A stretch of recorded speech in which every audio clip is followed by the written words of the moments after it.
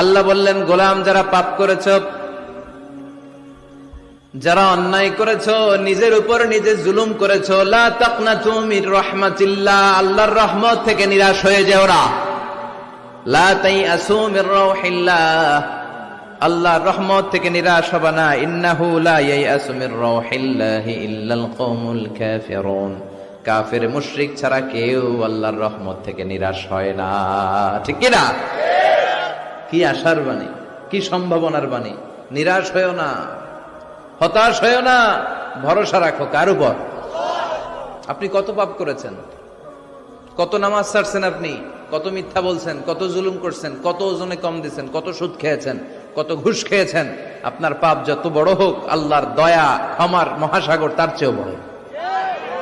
আপনার পাপ আর অন্যায় যদি হয় বিলের পানির সমান, খালের পানির সমান, আল্লাহর দয়া হলো সাগরের পানির সমান।